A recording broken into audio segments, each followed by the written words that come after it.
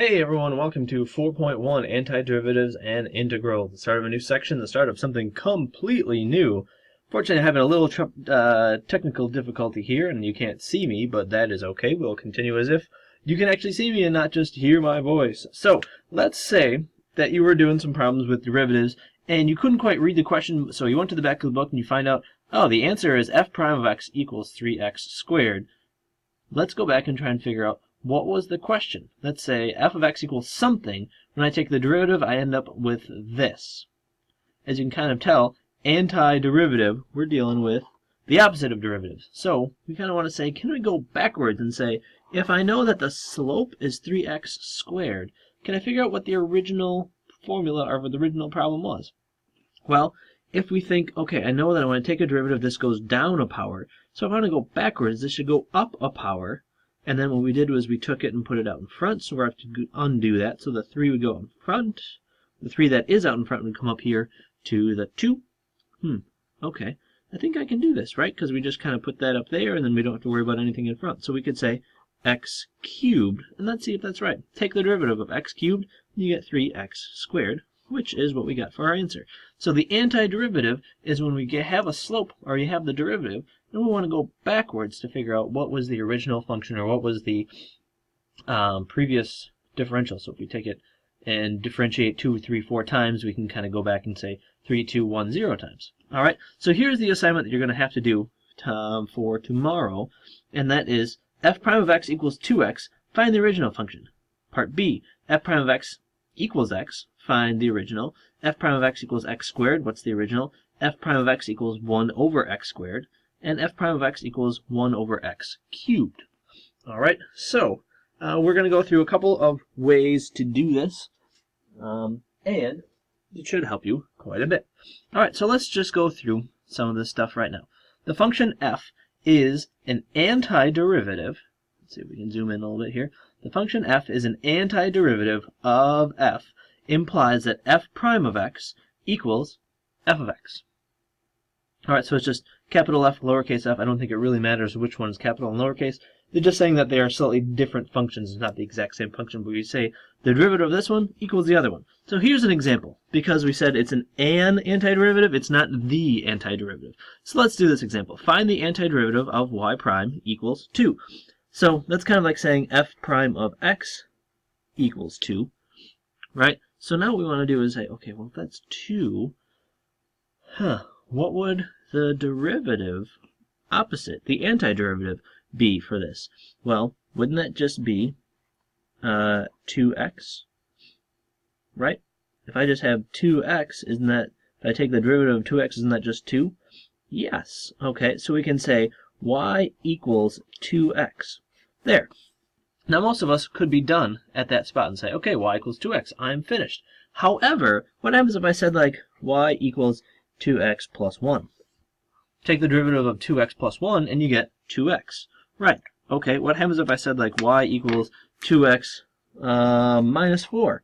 Well, y equals 2x minus 4. Take the derivative of that and you still get y equals 2, or y prime equals 2, right? What happens if I do the exact same thing? Y equals 2x plus 1.753. Take the derivative of that and you still get 2. Right? Okay, so that's why we say this is an antiderivative. It's not necessarily the antiderivative, because they may or may not be exactly the same, and you may not only have one solution. Okay, so antiderivatives may give you a family of solutions, not just one, kind of like the solutions that have for slope-intercept form. You know, the y equals mx plus b.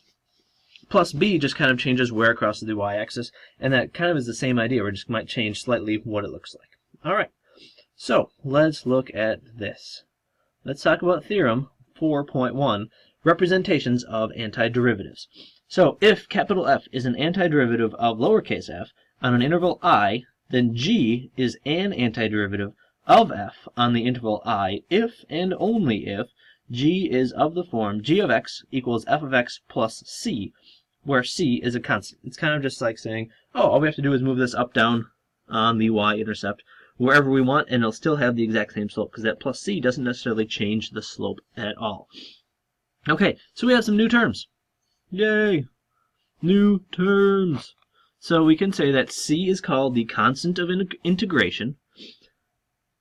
Okay, so that's what that C is. It's called the constant of integration. The family of functions represented by G is called the general antiderivative. All right, and a differential equation in x and y involves x, y, and derivatives of y. For example, y prime equals 3x, or y prime equals 12x to the third, or something like that. So that's just always going to be in terms of y, and you have x's. So we're just going to say we are going to use y's and x's. All right, so we have some old notation. dy over dx equals f of x. Okay, so we can say the derivative of some function, we're going to call it f of x. We can rewrite that as we kind of remembered differential equations from the last chapter. We can rewrite this so dy equals f of x times dx. Alright, and if you remember anything about what we've done in math for a very long time, we've been able to undo all sorts of things. Inverse sine, multiply, divide, all that kind of stuff. So the same thing works with derivatives. To undo a derivative, take the antiderivative. We can call that antidifferentiation or indefinite integration, and it should look something like this. Alright, so this is some new notation. We can say y equals this little curly bracket brace thing, whatever you want to call it. It deals with integrals. We can say f of x, which is our integrand, d of x is our variable of integration, and we can say if we take the derivative of that equals f of x plus c, where c is our constant of integration. Alright, so f of x, you can kind of say like this is the derivative of our original function. Alright, there you go. So, let's talk about a few basic rules of integration.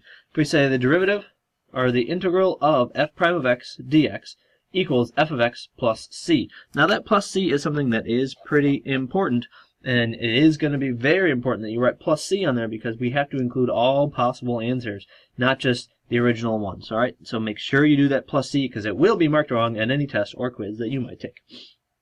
We could also write this as d dx of the integral of f of x dx just equals f of x. Kind of like this, and this, and this all just cancel out. Alright? And then on page 243 there are a bunch of shortcuts. It is in the gray box on how to do a lot of these things. They have the derivatives and the antiderivatives that kind of set together, so just kind of remembering back and forth. You're probably already pretty close to being on your way to knowing most of them already. Alright, so there is the first part of 4.1, derivatives, or antiderivatives and indefinite integration. Stay tuned for some more examples coming up.